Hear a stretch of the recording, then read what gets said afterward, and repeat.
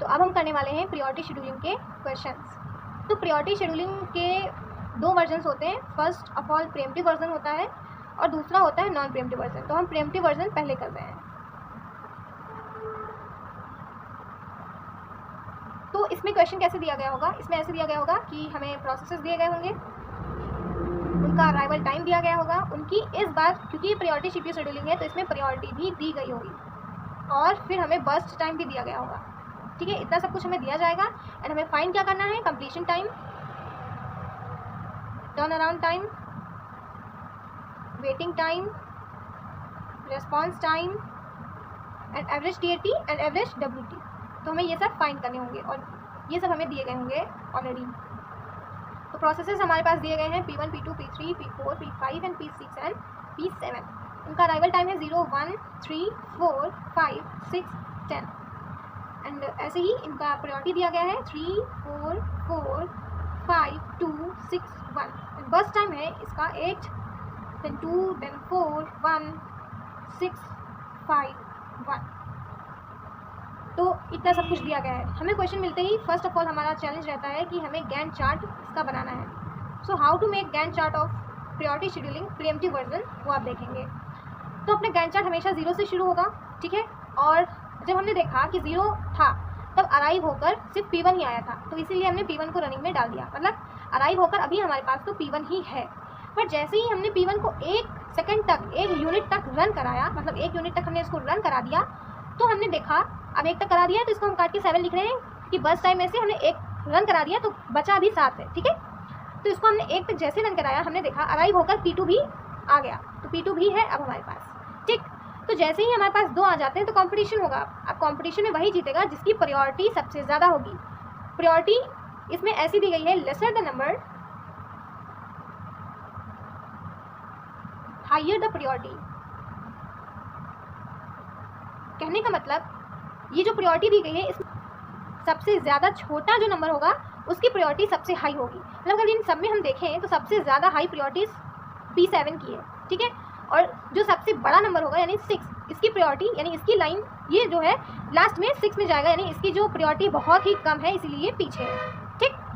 तो इस तरह से दिया गया है। अगर इसकी जगह पर दिया जाता है higher the number higher the priority, तो हम ऐसा कहते हैं कि जिसका नंबर ज़्यादा है उसका प्रायोरिटी ज़्यादा है और वो लाइन में सबसे आगे लगेगा और रनिंग में सबसे ज़्यादा जल्दी जाएगा, ठीक। तो ये हायर होता लिखा होता है यहाँ पर तब होता, क्योंकि अभी लेस लिखा है तो ये सबसे लेसर प्रायोरिटी रखेगा और ये जो है सबसे हायर प्रायोरिटी रखेगा, ठीक।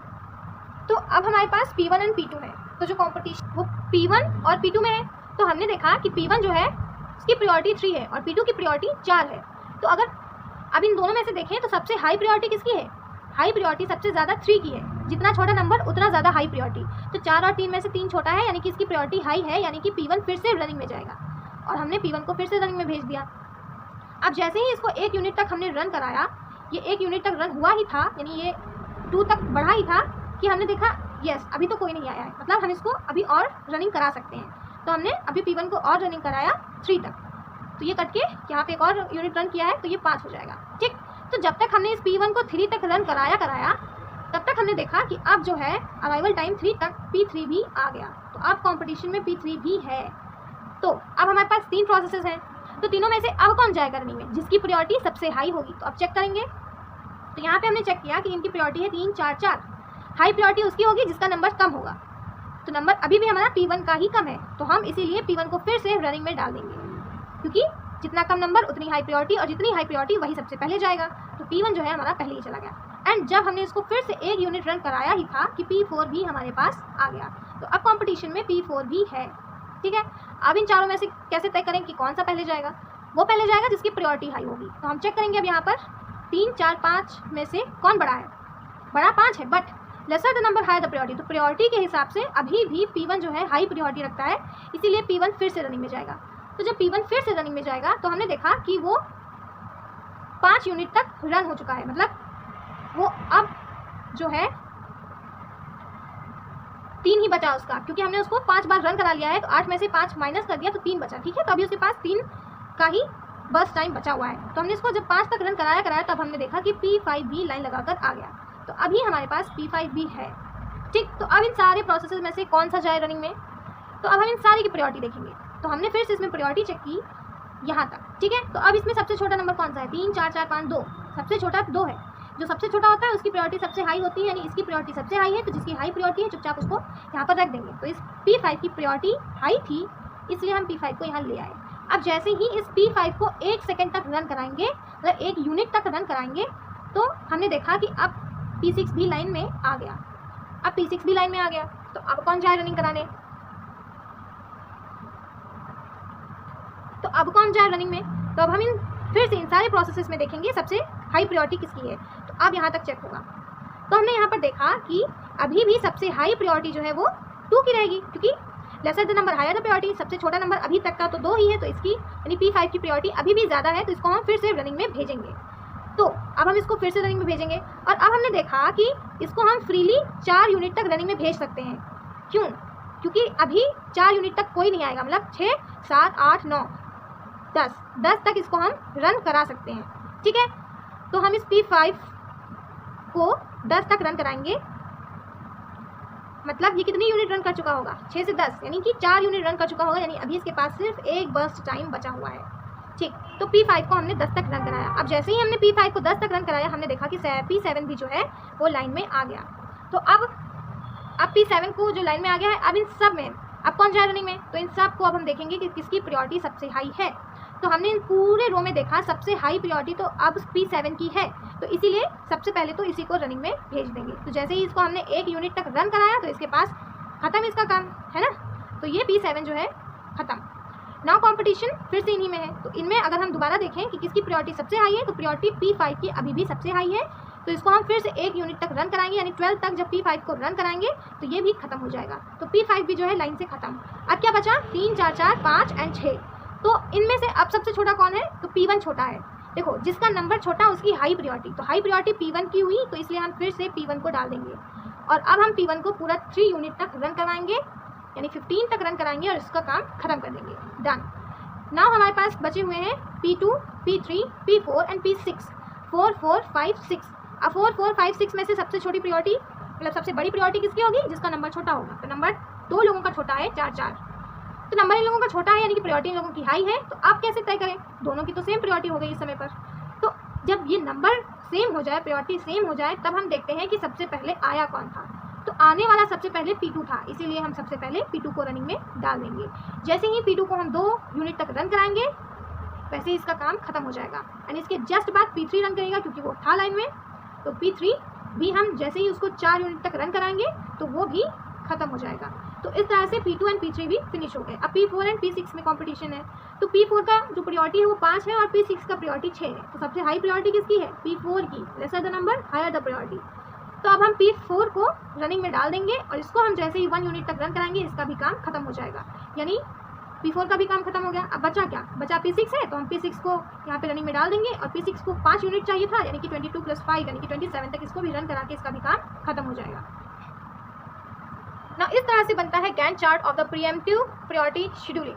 नाउ अब कंप्लीशन टाइम कैसे कैलकुलेट करते हैं, ये हमें ऑलरेडी पता है। Completion time is calculated by the Gantt chart. इसमें हम देखते हैं प्रोसेसेस को, और जो सबसे लास्ट में आया होता है उसका राइट साइड देखते हैं, है ना। तो अगर हमें P1 का कंप्लीशन टाइम चाहिए, तो हम P1 को देखेंगे। तो P1 हमारा देखो कितनी बार आया है, तो लास्ट बार जो आया है उसका राइट लेंगे। तो लास्ट बार इतनी बार आया था, उसकी राइट में 5 था, यानी कि इसका कंप्लीशन टाइम जो था वो 5 है। नाउ P2 को अब हम देखेंगे कि लास्ट टाइम कब आया। तो P2 जो है वो हमारा एक ही बार आया है, तो इसका जो राइट है वो हम यहाँ पे लिख लेंगे, यानी कि 17। ऐसे ही P3 को चेक करेंगे, P3 हमारा एक ही बार आया है, तो उसका राइट नोट कर लेंगे, यानी 21। ऐसे ही P4, तो जो हमारा P4 है वो भी एक ही बार आया है, तो उसका राइट लिख लेंगे, यानी कि 22। P5 को चेक करेंगे, तो देखो P5 हमारा बहुत बार आया है, बट हमें कंप्लीशन टाइम में सबसे लास्ट वाले को लेना रहता है, यानी लास्ट बार ये इतने पे आया था, और इसका कंप्लीशन टाइम राइट वाले साइड से लिख के 12 यहाँ पर नोट कर देंगे। नाउ P6 जो है हमारा, तो P6 हमारा एक ही बार आया था, तो इसका कंप्लीशन टाइम 27 है। ऐसे ही आप P7 को देखेंगे, तो P7 जो है हमारा वो लास्ट टाइम अब आया था, तो इसका राइट साइड लिख लेंगे, यानी कि 11 यहाँ पर नोट कर लेंगे। सो this was the completion time for. Now turn around time कैसे निकालते हैं? इट हैज़ एन फॉर्मूला कि CT - 80 जब हम करते हैं तो टर्न अराउंड टाइम मिलता है, यानी 5 - 0 will be 5, 17 - 1 will be 16, 21 - 3 will be 19, 20, 21. So it will be 19, and 22 minus 4 will be 18. 12 minus 5 will be 7. 27 minus 6 will be 21.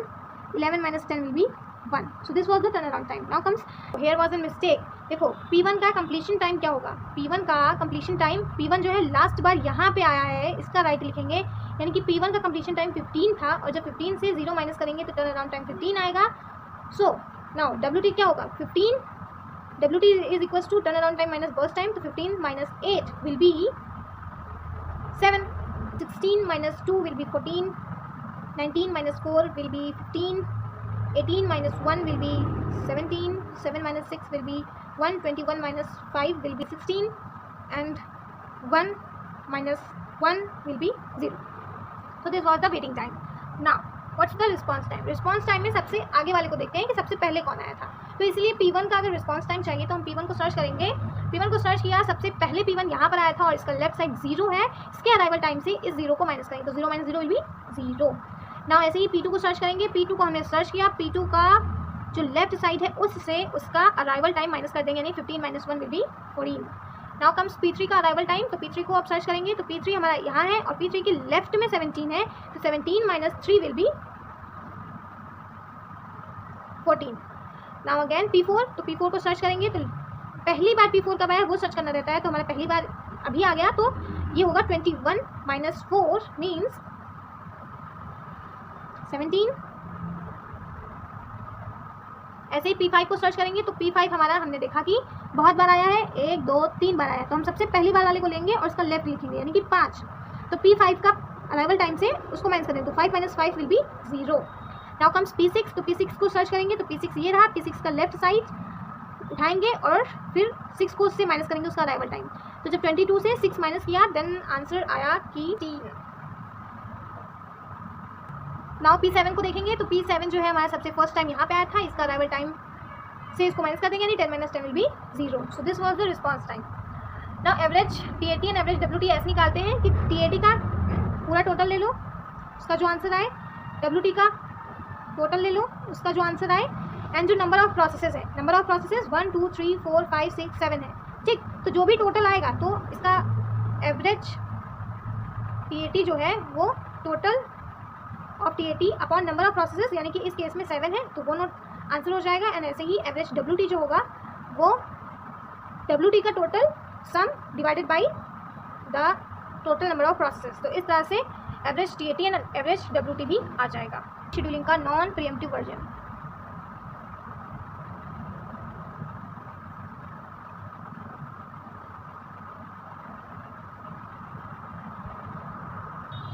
तो इस बार भी हमने सेम क्वेश्चन लिया है, तो अब हम नॉन प्रीएम्प्टिव वर्जन से इसका गैंट चार्ट बनाने वाले हैं. So now see, non preemptive में क्या होता है, एक बार प्रोसेस रनिंग में आ गया तो वो एग्जीक्यूट होने के बाद ही निकलता है. ठीक है, तो यही एक डिफरेंस है कि प्रीएम्प्टिव में हम प्रोसेसेस को हटाकर दूसरा प्रोसेस ला देते हैं या फिर उनको हम चेंज कर सकते हैं. ठीक है, बट नॉन प्रीएम्प्टिव में क्या होता है कि हम प्रोसेसेस को हटाकर दूसरा प्रोसेस नहीं डाल सकते, जब तक पहला वाला प्रोसेस रन नहीं हो जाता दूसरा प्रोसेस नहीं रन होता है. ठीक है, तो इसका गैंट चार्ट कैसे बनाएंगे, इसका शुरू होगा ऑफकोर्स 0 से. तो हमने अराइवल टाइम में गए और 0 पर हमने देखा कि 0 पर सिर्फ एक ही प्रोसेस आया है, दैट इज P1, तो हम इस P1 को लिख देंगे. एंड नाउ जब तक ये P1 पूरा कंप्लीट नहीं हो जाता तब तक ये इस रनिंग से नहीं हटेगा. इसीलिए जब P1 आया तो हमने उसको P1 को रनिंग में डाल दिया और P1 जो है 8 यूनिट तक पूरा रन होकर देन बाहर आएगा. तो जब हमने P1 को 8 तक रन कराया तो हमने देखा कि जब तक P1 8 तक रन हुआ तब तक 1 3 4 5 6 ये सारे जो है अराइव कर चुके होंगे. मतलब हमारे पास अब P2 P3 P4 and P5 and P6 ये सारे अवेलेबल हैं. ठीक, अब कंपटीशन है कि इन सब में से सबसे पहले P1 के बाद अब कौन जाएगा. तो इस केस में हम देखते हैं प्रायोरिटी. अब इसमें चेक करेंगे कि सबसे ज़्यादा प्रायोरिटी किसकी है. तो ज़्यादा प्रायोरिटी उसकी होती है जिसका लेस नंबर होता है. तो हमने इसमें 4 4 5 2 6 देखा एंड हमने देखा कि 2 है वो जो सबसे छोटा है उसकी हाई प्रायोरिटी होती है, मतलब P5 की प्रायोरिटी हाई है. तो इसीलिए हम P5 को रनिंग में डाल देंगे और P5 हमारा जब तक रन होकर ख़त्म नहीं होगा तब तक दूसरे प्रोसेस को हम नहीं लाएंगे, यानी वो पूरा 6 यूनिट तक रन होगा, यानी 8 + 6 यानी 14 तक P5 रन होकर देन फिनिश होकर बाहर आ जाएगा. ठीक, नाउ अब जब P5 रन हो गया, P1 भी कंप्लीट हो गया, तब हमने देखा कि 14 तक आते आते अब ये P7 भी आ चुका होगा, तो P7 भी अब रेडी है।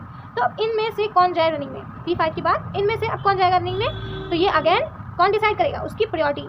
तो हम इसमें अब फिर से चेक करेंगे कि किसकी प्रायोरिटी सबसे हाई है। तो P2 की 4, P3 की 4 है, P4 की 5 है, P6 की 6 है एंड P7 की 1 है। जितना कम नंबर उतनी हाई प्रायोरिटी। तो P7 का सबसे कम नंबर है यानी कि इसकी हाई प्रायोरिटी है, तो यही इन समय से जीत जाएगा और P7 को हम यहाँ पर रनिंग में भेज देंगे। और एक बार हमने P7 को रनिंग में भेज दिया, क्योंकि ये नॉन प्रीएम्प्टिव है तो इसके बाद कोई और प्रोसेस अभी तो नहीं आएगा जब तक ये रन होकर खत्म नहीं हो जाता। और इसको रन होने के लिए सिर्फ 1 यूनिट टाइम चाहिए, इसलिए 15 तक आते आते ये खत्म हो जाएगा। ठीक, ये बाहर आ गया P7 हमारे क्यू से। नाउ अब फिर से हमने देखा कि P2, P3 and P6 and P4 में कंपटीशन है, तो इसमें अब कौन जाएगा रनिंग में, जिसकी प्रायोरिटी सबसे हाई होगी। तो 4, 4, 5 एंड 6 इनमें से सबसे हाई प्रायोरिटी किसकी है, 4 की, क्योंकि 4, 5, 6 में से 4 छोटा है, जो छोटा उसकी प्रायोरिटी हाई, तो 4 की प्रायोरिटी हाई है। तो हमने देखा कि दो लोगों की प्रायोरिटी हाई हो चुकी है। तो जब ये ऐसा केस होता है तब हम अराइवल देखते हैं कि सबसे पहले आया कौन था। तो आया सबसे पहले P2 था, इसीलिए हम P2 को रनिंग में डाल देंगे और P2 को हम पूरा रन कराएंगे 2 यूनिट तक एंड इसको रेडी क्यू से हटाएंगे। तो हमने P2 को पूरा 2 यूनिट तक रन कराया, यानी 17 तक इसको रन कराया एंड P2 के हटते ही हमने देखा P3 खड़ा ही है 4 प्रायोरिटी लेकर, तो हम P3 को भी यहाँ पर रनिंग में डाल देंगे और P3 जो है हमारा पूरा 4 यूनिट तक रन होगा, यानी कि 21 तक पूरा रन होगा एंड देन ये रन होके बाहर आ जाएगा। तो P3 also came out. Now competition बचा P4 एंड P6 में। P4 की प्रायोरिटी 5 है, P6 की प्रायोरिटी 6 है, तो 5 और 6 में से छोटा 5 है, तो 5 की प्रायोरिटी हो गई हाई, तो P4 पहले जाएगा। तो P4 गया पहले और 1 यूनिट तक रन हुआ, इसका काम खत्म हो गया, यानी हम इसको 22 तक रन कराएंगे और इसको खत्म कर देंगे। नाउ बचा क्या, बचा P6, तो इसको हम पूरा 5 यूनिट तक रन कराएंगे एंड देन ये फिनिश हो जाएगा। So this was the Gantt chart for priority scheduling non preemptive version. Now इसका सॉल्यूशन करेंगे कंप्लीशन टाइम। कंप्लीशन टाइम में हम राइट साइड को देखते हैं, तो P1 का कंप्लीशन टाइम यहाँ पर देखेंगे कि P1 का कंप्लीशन टाइम 8 है, तो हमने 8 लिख दिया। ना P2 को चेक करेंगे, P2 जो है हमारा यहाँ पे है और P2 का राइट जो है वो 17 है, तो हम 17 को नोट कर देंगे। P3 को चेक करेंगे तो P3 ये है और P3 का राइट में 21 है, तो यानी इसका कंप्लीशन टाइम 21 था। P4 को देखेंगे, P4 के राइट में 22 है, यानी इसका कंप्लीशन टाइम 22 था। ऐसे ही P5, तो P5 के राइट में 14 है, तो इसका कंप्लीशन टाइम 14 था एंड P6 को चेक करेंगे, P6 के राइट में 27 है, तो इसलिए इसका कंप्लीशन टाइम 27 है। ऐसे ही P7 को देखेंगे, P7 के राइट में 15 है, तो यानी इसका कंप्लीशन टाइम 15 है। ना टर्न अराउंड टाइम कैसे सर्च करते हैं, CT माइनस 80, तो कंप्लीशन टाइम माइनस 80 करेंगे, तो 8 minus 0 will be 8, 17 minus 1 will be 16, 21 minus 3 will be 18, again 22 minus 4 will be 18 and 14 minus 5 will be 9, 27 minus 6 will be 21, 15 minus 10 will be 5. Now WT search करेंगे, तो WT का formula है that is turn around time minus burst time. तो 8 minus 8 will be 0, 16 minus 2 will be 14, 18 minus 4 will be 14 and 18 minus 1 will be 17, 9 minus 6 will be 3, 21 minus 5 will be 16 and 5 minus 1 will be 4. So this was the waiting time. Now इसका response time कैसे निकालेंगे, तो response time was very easy कि जब भी non preemptive version होता है तो WT and RT दोनों सेम होते हैं। तो अगर हम इसको चाहें तो एग्जैक्टली इसको ऐसे ही WT को RT में लिख सकते हैं, बट स्टिल अगर हमें कैलकुलेट करना है, so how to calculate response time. तो P1 का इस बार लेफ्ट साइड देखेंगे, तो लेफ्ट साइड में 0 है और हम इसके अराइवल टाइम से इसके लेफ्ट साइड को माइनस करेंगे, तो arrival time minus 0 minus arrival time will be 0। Okay, so it was true. ऐसे ही P2 को देखेंगे, P2 जो है उसके राइट में 15 है, तो 15 minus arrival time that is 1 will be 14, यानी करेक्ट है। ऐसे ही P3 का लेफ्ट देखेंगे, लेफ्ट में 17 था, 17 minus 3 will be 14, correct. Again इसका देखेंगे P4 के राइट में 21 है, 21 माइनस 5 विल बी 17। 4 को देखेंगे तो P4 के लेफ्ट में 21 है और 21 माइनस उसका अराइवल टाइम यानी कि 4 होगा इज इक्वल्स टू 17, यानी it is correct. Now again we will checking for P5, तो P5 के लेफ्ट में 8 है, तो arrival time is 5, so 8 minus 5 will be 3। Now P6 left side में 22 है, तो 22 माइनस 6 विल बी 16। और ऐसे ही लास्ट वन P7 के लेफ्ट में 14 है and 14 minus 10 will be 4। So this was the response time, यानी कि नॉन प्रीएम्प्टिव में WT एंड RT दोनों सेम आते हैं ना। इसका average TAT and average WT is very easy to calculate. First of all हम इसका सम ले लेंगे TAT का एंड WT का भी सम ले लेंगे और इन दोनों सम को डिवाइड कर देंगे नंबर ऑफ प्रोसेसेस से, जिससे हमें average TAT and average WT भी मिल जाएगा। हम करने वाले हैं राउंड रॉबिन का एक numerical and round robin CPU scheduling जो होती है ये हमेशा प्रीएम्प्टिव रहती है, बिकॉज इसमें स्विचिंग होती है और हर स्विचिंग में नया प्रोसेस रनिंग में आ रहा होता है, तो इसीलिए यहाँ पर प्रोसेस चेंजमेंट्स होती हैं रनिंग में भी, तो इसको हम इसीलिए प्रीएम्प्टिव बोलेंगे। नाउ इसमें हमें एक टाइम दिया जाता है, दैट इज क्वांटम टाइम। ये एक फिक्स्ड टाइम होता है कि एक प्रोसेस को सिर्फ दिए गए हुए टाइम लिमिट के अंदर तक ही रन होने का एक बार में मौका मिलेगा, ठीक है। मतलब अगर एक बार वो रनिंग में आ गया है तो उतने टाइम तक रन होगा मैक्सिमम, एंड जैसे ही वो टाइम एंड होगा तो वो प्रोसेस जो है हट जाएगा वहाँ से, ठीक है। तो इसका क्वेश्चन कैसे आएगा, सेम ऐसे ही आता है कि प्रोसेसेस दिए गए होंगे, रेडी करना रहता है गैंट चार्ट इस क्वेश्चन को सॉल्व करने के लिए। सी, इस बार राउंड रॉबिन में हमें गैंट चार्ट के साथ साथ रेडी क्यू भी बनानी पड़ती है। क्यों रेडी क्यू बनाएंगे? क्योंकि हमें रेडी क्यू इसलिए चाहिए होगी क्योंकि एक बार में बहुत सारे प्रोसेसेस जो है रेडी लाइन में आ जाते हैं, तो जब रेडी क्यू में बहुत सारे प्रोसेसेस आ जाते हैं तो उनका रिकॉर्ड मेंटेन करने के लिए ready queue banana is must. शुरुआत 0 से होगी, तो हम अराइवल टाइम को देखेंगे। 0 पर P1 आया था, तो रेडी क्यू में P1 आ चुका है, इसलिए यहाँ पर अभी रेडी क्यू में कुछ है नहीं, तो हम P1 ही डाल देंगे। इस बार जो हमें टाइम क्वांटम दिया गया है वो 3 यूनिट्स है, यानी कि एक प्रोसेस को सिर्फ 3 यूनिट तक ही मैक्सिमम रनिंग टाइम दिया जाएगा, ठीक है। यानी कि P1 3 तक रन हो गया, जब 3 रन हो चुका है तो इसके पास रिमेनिंग टाइम 5 बचा हुआ है।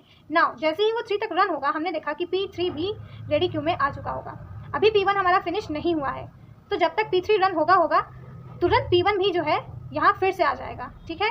तो अब P3 रन कराएंगे। P3 जो था वो 7 तक है, लेकिन रन 3 यूनिट तक ही होगा, इसीलिए यहाँ पर 4 लिख जाएंगे, और यहाँ पे P3 जो है 3 यूनिट तक रन होगा, यानी कि 6 तक। नाउ अब P3 रन हो चुका है, लेकिन देखिए अभी 4 रिमेनिंग टाइम है, तो इसीलिए ये बाद में अभी आएगा, लेकिन अभी P1 रन हो जाए। तो नाउ P1 को हम दोबारा रन करेंगे। P1 जब हमारा 3 यूनिट तक दोबारा रन होगा तो उसके पास 2 रिमेनिंग टाइम बच जाएगा, तो P1 को हम 3 तक रन कराएंगे, यानी 9 तक, ठीक है। अब जब तक हमारा P1 रन हुआ यानी जब तक 9 हुआ तब तक हमने देखा कि P4, P2, P5 सब आ गए होंगे, ठीक है। लेकिन अब हम P1 को रन करा रहे थे, तब तक हमारा P2, P4 और P4 आ गया होगा, जब तक हमारा ये P1 रन कर रहा होगा। लेकिन अब क्योंकि ये रन हो चुका होगा, तो P3 जो था वो फिर से हमारी लाइन में आ जाएगा, ठीक है। तो P1 तो रन हो चुका, लेकिन P3 अब फिर से लाइन में आ चुका है। नाउ अब हम रेडी क्यू में देखेंगे, P2 सबसे पहले है, तो P2 को हम 3 यूनिट तक रन कराएंगे। तो जैसे ही P2 को हम 3 यूनिट तक रन कराएंगे, P2 को 3 यूनिट, अभी तो उसको 2 यूनिट तक ही रन कराएंगे, क्योंकि उसको सिर्फ 2 यूनिट चाहिए। देखिए 3 से ज़्यादा नहीं हो सकता, 3 से कम हो सकता है, तो P2 3 यूनिट तक रन होगा, यानी कि 11 तक। तब इसका P2 का काम जो है पूरी कंप्लीटली खत्म हो जाएगा। लेकिन जैसे ही P2 11 तक रन हुआ होगा, P5 भी आ चुका होगा लाइन में हमारे, है ना, तो वो भी लाइन में आ गया। नाउ क्योंकि P1 अभी खत्म नहीं हुआ था, इसलिए P5 के बाद जस्ट P1 का भी नंबर आ जाएगा, ठीक है। अब हम P4 को जाएंगे एग्जीक्यूशन में डाल देंगे। P4 को जब एग्जीक्यूशन में डाला तो 3 यूनिट तक रन किया उसको, और उसका काम फिनिश कर दिया, यानी ये 14 तक इसका काम फिनिश हो जाएगा। नाउ P3 को रनिंग में डालेंगे। P3 हमने देखा कि 4 यूनिट है अभी इसके पास, 3 यूनिट तक रन कराया, बट इसका 1 यूनिट अभी भी लेफ्ट है, तो ये P3 जो है लाइन यहाँ पर लगा लेगा, बट यहाँ पे ये 3 यूनिट तक रन हो चुका है, यानी कि 17 तक। नाउ P5 को रन कराएंगे। P5 को हमने एक बार रन कराया, तो इसके पास अभी 2 यूनिट रिमेनिंग है, तो P5 को हम 3 तक रन कराएंगे, तो ये यहाँ पे हो जाएगा 20, लेकिन क्योंकि इसके पास अभी 2 रिमेनिंग है तो फिर से ये यहाँ पर लाइन लगा लेगा। नाउ P1 को हमने देखा सिर्फ 2 यूनिट्स चाहिए, तो इसको हम 2 यूनिट तक रन कराएंगे और इसका काम फिनिश कर देंगे P1 का, तो इसको 2 यूनिट तक रन करा दिया हमने, 20 + 2 22। नाउ जब P1 का काम खत्म हो गया तो हमने देखा P3 है लाइन में। P3 को देखेंगे, 3 यूनिट बचा था, 3 यूनिट रन करा चुके थे, तो 1 यूनिट बचा था, तो अब इस 1 यूनिट को भी फिनिश कराएंगे यहाँ से P3 को लिखकर, तो ये यहाँ पर 23 हो जाएगा। नाउ हमने देखा P5 ही बचा हुआ है, P5 को 2 यूनिट चाहिए, तो P5 को हम 2 यूनिट दे देंगे और यहाँ पे ये 25 पे फिनिश हो जाएगा। So this was the Gantt chart for round robin. ना कंप्लीशन टाइम में सबसे लास्ट में जब आया होगा तो उसका राइट हम देखेंगे, यानी P1 का कंप्लीशन टाइम देखना है, तो P1 यहाँ है एंड यहाँ है लास्ट में, ठीक। तो लास्ट में अब इसके राइट को देख लेंगे 22, तो इसका कंप्लीशन टाइम 22 है। सेम P2 को चेक करेंगे। P2 जो है हमारा यहाँ पे आया है और एक ही बार आया है, और इसका राइट में 11 था, तो हमने इसको 11 लिख लिया। नाउ P3 को चेक करेंगे। P3 जो है सबसे लास्ट में यहाँ पे आया है और इसके राइट में 23 लिखा है, तो इस 23 को लिख लेंगे। ऐसे ही P4 को चेक करेंगे। P4 जो है हमारा यहाँ पे है और इसके राइट में 14 लिखा था, तो इसलिए इसका आंसर 14 हो जाएगा। ऐसे ही P5 का कंप्लीशन टाइम क्या होगा, P5 को चेक करेंगे, सबसे लास्ट में अब पे आया है और यहाँ पे 25 है इसके राइट में, इसलिए यहाँ पे हम 25 लिख देंगे। ना टर्न अराउंड टाइम का फॉर्मूला होता है, that is CT minus AT. तो 22 minus 0 will be 22, 11 minus 5 will be 6, 23 minus 1 will be 22, 14 minus 6 will be 8, 25 minus 8 will be 17. 17। Now WT find करेंगे। WT का फॉर्मूला होता है turn around time minus burst time. तो 22 minus original हम लेंगे, जो बाद में रहता है उनसे हमारा कोई लेना देना नहीं। तो 22 minus 8 will be 14।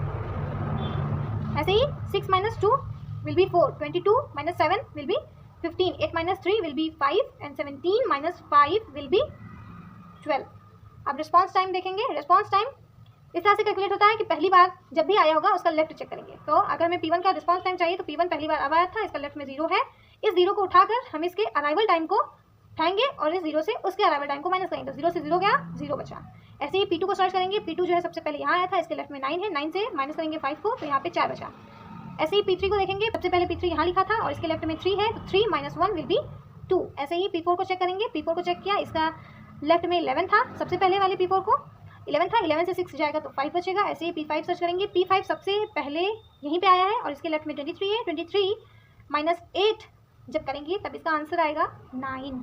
So this was the response time for the round robin CP scheduling. Average TAT and average WT कैसे फाइंड होगा? जब हम इसका पूरा सम ले लेंगे एंड जब इसका हम पूरा सम करेंगे तो इसका आंसर 75 आएगा। ऐसे ही जब हम WT का पूरा सम ले लेंगे तो इसका आंसर 50 आएगा। नाउ हमारा एवरेज TAT और एवरेज WT कैसे फाइंड होता है?